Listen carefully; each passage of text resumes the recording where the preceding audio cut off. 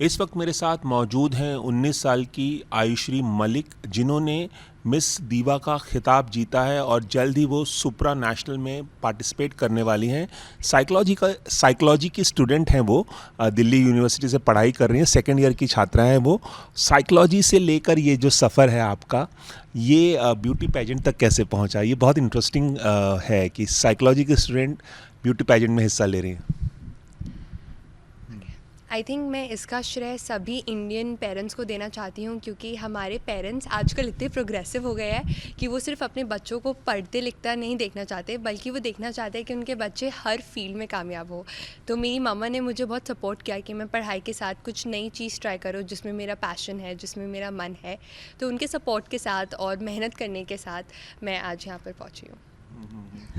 12वीं कक्षा में बोर्ड के एग्ज़ाम में आपने 96% मार्क्स सिक्योर किए थे, ये सच है? जी, ये सच है। बहुत स्टूडियस हैं आप।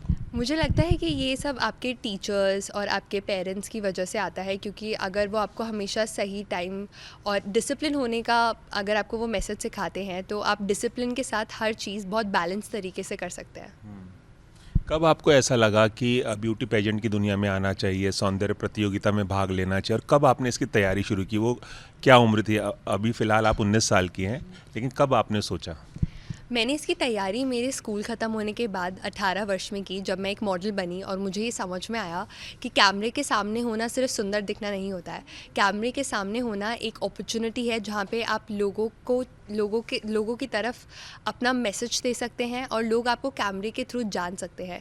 तो मैंने कैमरे की वैल्यू समझी और तब मैंने ये डिसाइड किया कि मैं ब्यूटी पैजेंट में जाऊँगी।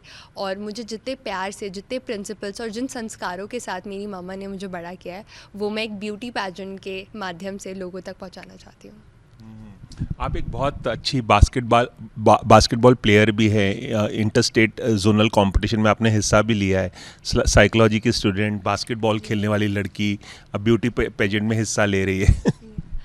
वो कहते हैं ना कि खेलोगे कूदोगे तो बनोगे बेकार, पढ़ोगे लिखोगे तो बनोगे महान। ऐसे मुझे कभी मेरी मम्मा ने नहीं सिखाया। उन्होंने हमेशा ये बोला है कि आपकी हेल्थ, आपकी फ़िटनेस उतनी ही ज़रूरी है जितना कि आपका दिमाग। तो आपकी शारीरिक सुंदरता बहुत मैटर करती है, बिकॉज़ जब आप एक जगह में एंटर करते हैं तो आपका फ़र्स्ट इम्प्रेशन बोलता है जिस तरीके से आप फिट है, जिस तरीके से आपकी बॉडी है। तो इसलिए मैंने बास्केटबॉल को हमेशा से अपने हेल्थ के लिए सोचा, और मैं बास्केटबॉल में भी इंडिया के लिए बहुत कुछ करना चाहती थी, लेकिन उस at the same time boards हो जाना और कॉलेज में आ जाना, तो वो चीज़ मेरे लिए पॉसिबल नहीं हो पाई। लेकिन हमेशा से सपना ये रहा है कि अपने लिए और अपने देश के लिए कुछ करना है, तो शायद बास्केटबॉल नहीं तो ब्यूटी पैजेंट के माध्यम से। तो अब आप बास्केटबॉल को परस्यू नहीं करेंगी? जी, दिल्ली यूनिवर्सिटी में मेरे कॉलेज में बास्केटबॉल गेम नहीं है, तो वो कहीं ना कहीं मेरे लिए थोड़ा मुश्किल है कि मैं कहीं जाके बास्केटबॉल सीखूं। अगर मेरे पास कॉलेज में वो स्पोर्ट्स अभी भी अवेलेबल होता तो मैं डेफिनेटली उसको और आगे खेलती और उसमें अच्छा करना चाहती हूँ। स्टडीज़ तो परस्यू करेंगी ना, अभी आप सेकेंड ईयर में पढ़ रही हैं। जी, आई फील कि आप कहीं पे भी जाए, जिस तरीके से आप बोलते हैं वो बहुत मैटर करता है, और पढ़ाई आपको बताती है कि आपके समाज में क्या चल रहा है, जो कि बहुत ज़रूरी है। तो मुझे लगता है कि मुझे एक जागरूक नागरिक होना बहुत ज़रूरी है, जो कि मुझे मेरी पढ़ाई से मिलेगा, चाहे मैं ब्यूटी पैजेंट के स्टेज पे हूँ या मैं मॉडल कर रही हूँ या लाइफ में कहीं पर भी हूँ। आपने जागरूक नागरिक होने की बात की, तो क्या आप अखबार बहुत पढ़ती हैं, टेलीविज़न देखती हैं, न्यूज़ देखती हैं? कितना अवेयर रहती हैं न्यूज़ की दुनिया से? जब मेरी परीक्षा हो रही थी तो मुझे एक हिंदी और इंग्लिश का अखबार बहुत पढ़ना पड़ता था मेरे बोर्ड्स के लिए, और उसके बाद मैंने CUET का एग्ज़ाम दिया दिल्ली यूनिवर्सिटी में आने के लिए। तो उस वक्त मैंने बहुत GK पढ़ा, लेकिन जैसे मैंने ब्यूटी पैजेंट के इंडस्ट्री में एंटर किया तो मुझे अलग तरीके से तैयारी करनी पड़ी। वो कि जो कि थी हील्स में चलना, एक ढंग से बैठ के बोलना, एक तरीके से अपने आप को प्रेजेंट करना, क्योंकि ये सब चीज़ें भी सीखने से आती है। हर फील्ड में आपको एक नई तरीके की सीख मिलती है। तो अभी मेरे लिए एक नए तरीके का एनवायरनमेंट है, और मैं डेफ़िनेटली न्यूज़ को हमेशा से बहुत इंपॉर्टेंट मानती हूँ। और आगे जब मैं इंडिया को रिप्रेजेंट करूँगी तो मैं चाहती हूँ कि मैं बहुत सारा न्यूज़ लेके जाऊँ और मैं एक बहुत जागरूक नागरिक हूँ। आप मुझे बताइए कि आपके आइडल्स कौन-कौन हैं? बहुत सारे आइडल्स हैं, गांधी जी से लेके नेताजी सुभाष चंद्र बोस, तमाम लोग, भगत सिंह, तमाम हैं ऐसे। कोई भी फील्ड का हो सकता है, चाहे साइंटिस्ट हो, कोई भी हो सकता है, एक्टर हो। आप किसको आइडल मानती हैं और किसकी तरह बनने के बारे में सोचती हैं आप? जी, मुझे लगता है कि अगर आप सीखना चाहते हैं तो वो चाह आपके मन से आती है।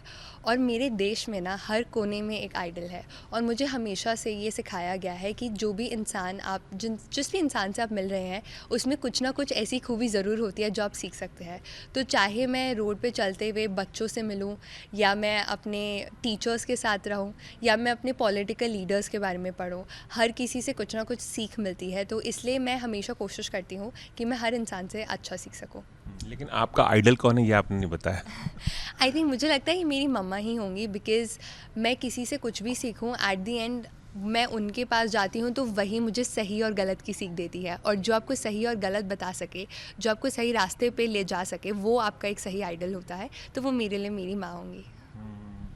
फिल्मों की दुनिया कितनी आकर्षित करती है, क्योंकि एक जनरल ट्रेंड हमेशा से देखा गया है कि जो ब्यूटी पेजेंट जीतता है या उसमें पार्टिसिपेट करता है, आगे चलकर वो अभिनय की दुनिया में आना चाहता है, एक्टिंग करना चाहता है।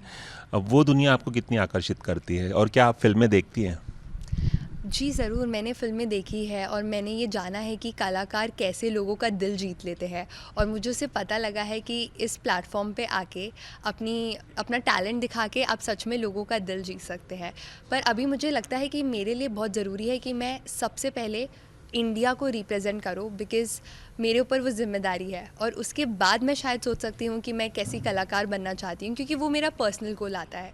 लेकिन जब मेरे लिए मेरा भारत मेरी अपॉर्चुनिटी है, तो मुझे लगता है कि पहले मैं जाके भारत को अच्छे से रिप्रेजेंट करना चाहती हूँ, एंड उसके बाद अगर मुझे अपॉर्चुनिटी मिली तो मैं डेफिनेटली एक्टिंग में भी कोशिश करूँगी।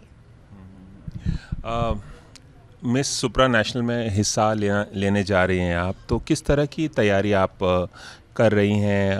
कि जून में होने वाली है प्रतियोगिता, कितनी तैयारी कर रही हैं आपने, और इस प्रतियोगिता के लिए किस तरह से तैयारी की आपने?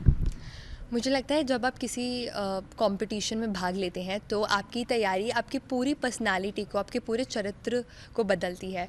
तो इस प्रतियोगिता के लिए भी मैंने बहुत मेहनत की। मैंने अपने डाइट से लेके अपने नॉलेज पे काम किया, जिस तरीके से मैं चलती हूँ, जिस तरीके से मैं लोगों से बात करती हूँ, और मैंने इस फील्ड को पूरी तरीके से समझा, जिसकी वजह से कहीं ना कहीं मैं आज आपके सामने बैठी हूँ। और मुझे लगता है कि अगर मुझे इंडिया को और बेहतर तरीके से रिप्रेजेंट करना है तो मुझे अपने पूरे चरित्र को बहुत ही अपने संस्कारों से जोड़ते हुए और ज़्यादा मेहनत करके पॉलिश करना है, अपनी स्किल्स को पॉलिश करना है, जो कि मेरे पास जितना भी वक्त है मैं उसमें अपनी पूरी जान लगा के करूँगी। बस एक आखिरी सवाल कि मिस दीवा में पार्टिसिपेट करने से पहले आपने मिस इंडिया में पार्टिसिपेट करने की कोशिश की थी, जी। और दिल टूटा अगर उसमें उसमें मौका नहीं मिला आपको आगे बढ़ने का, एक हार्ट ब्रेक हुआ, क्या कहना चाहेंगी? मुझे लगता है कि जब आप हारते हैं ना, तो ज़िंदगी आपको भगवान के बारे में बताती है कि जो भगवान करते हैं वो सबसे अच्छा होता है। शायद कहीं ना कहीं मिस इंडिया में मुझे कुछ खिताब नहीं मिला, इसलिए मेरे लिए ये जगह थी। तो मैंने ये ज़रूर सीखा है कि लाइफ में जो कुछ भी हो रहा है वो भगवान की मर्ज़ी से हो रहा है। तो अपनी मेहनत करो, और जो भी भगवान आपको देते हैं उसको फल रूप में स्वीकार करो। और मैंने बहुत ही ब्लेसिंग्स माना है जो भी मुझे मिला है। तो दिल टूटा, मेहनत की, अपने आप पे काम किया, एक बेहतर इंसान बनी, और आज भगवान जी ने मुझे ये टाइटल दिया है। चलिए, एबीपी न्यूज़ से बात करने का बहुत बहुत शुक्रिया, और आगे का जो आपका रास्ता है, आपकी जो ख्वाहिश है वो ज़रूर पूरी हो, यही हम कामना कर सकते हैं। आपका बहुत बहुत धन्यवाद मुझे मौका देने के लिए, और मेरे लिए बहुत गर्व की बात है कि मैं एबीपी न्यूज़ पे आके अपनी कहानी बता सकी। Thank you so much. Thank you so much. Cameraman Prakash Patil के साथ रवि जैन, एबीपी